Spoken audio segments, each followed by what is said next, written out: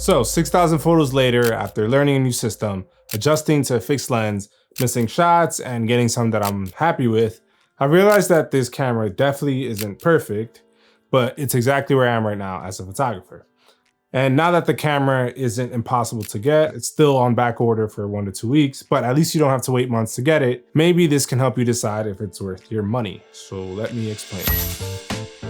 When I bought this camera, it was sort of impulsive. I bought it because it was finally in stock, not because I had some huge plan for it, but I wasn't certain about it just yet. I knew I definitely wanted a compact camera, but I hadn't completely made up my mind on the X100VI. But I pulled the trigger because if I don't like it, I'll just return it. And right away, it felt different. A new system, a fixed lens, a learning curve, sort of pushed me out of autopilot that I didn't know I was in for so long. I've been shooting Canon my entire video and photo career, and some Blackmagic, but still entirely different systems. And looking back, that was one of the best parts in the beginning, even though it didn't feel like that at first. I felt like the fixed 35mm lens was too limiting and the autofocus wasn't as fast. And in general, the camera just isn't gonna compete with something like my R5, which I was coming from. But the size and the form factor is definitely one of the things I appreciate the most about the camera. And I do like other things like the recipes, but there's other features in this camera that I've grown to like. We'll get to what I like about the camera and the way I use it now after 6 months and 6,000 photos later, but there's some features that I expected to use more because of the marketing behind them and other reviews and stuff, just the general things people like this camera for. The first thing was the manual controls. It's not like I don't use them ever. I do, but I guess I'm not swapping settings out as often with the dials as I thought I would. So I normally shoot in aperture priority mode with this camera, so I'll often find myself just setting the ISO and the shutter speed dials to auto, and then I'll open and close the lens up to adjust for exposure accordingly. And it's not like this is a bad thing, but it definitely isn't as mechanical as shooting a proper film camera. There's like no lever pulls, no fully manual exposure dance.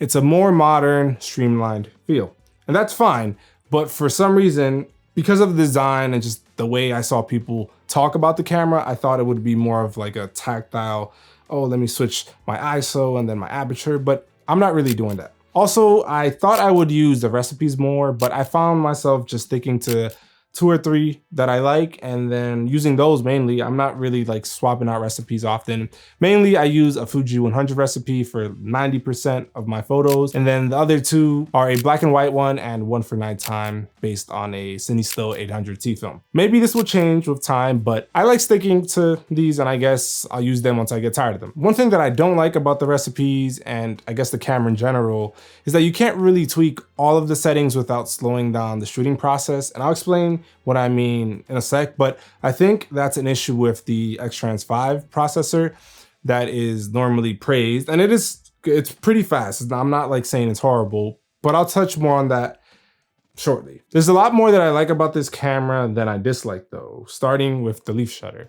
If you do hear it, I normally don't because New York City is just so loud when I'm shooting in the street. When you do hear it, it's very satisfying. But it's also silent enough where you won't attract attention to yourself if you're trying to be discreet. On top of that, the compact size of the camera is nice for carrying, but again, it doesn't draw too much attention to you, especially when I'm out shooting in the city. Whenever I would go out and shoot with my Canon mirrorless camera with a 24 to 70 lens, which is huge, I wouldn't feel as confident pointing that thing at someone because I knew if they saw it, they would react, or just get uncomfortable. But ultimately, the leaf shutter with the form factor of this camera, it just makes it much easier for me to do street photography in that sense. It's also really nice that the lens can stop down all the way to f2, but also on really bright days when I don't want to stop down that low, the ND filter allows me to do so.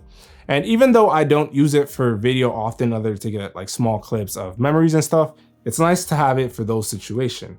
And it's pretty impressive that they can stabilize the sensor, add an ND filter, and still keep this small form factor. Obviously, I'm not an engineer or anything, but there aren't many other cameras out there that do so, so I'm going to assume it's just really hard to do from a technical standpoint. As far as I know, many cinema cameras have built-in ND filters, but no IBIS.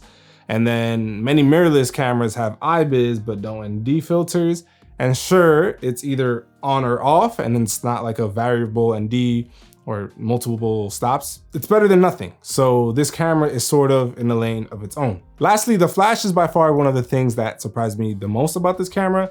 I didn't think I'd use it so much, but for portraits of nights out with friends, it's just so good. And obviously it's just mounted on the camera, so you can't light your subject from a different direction than the angle you're shooting. But many of my friends like that hard camera flash look, and more light is better than no light in photography. So it's just really nice to have. But let's get into the things that I dislike about this camera.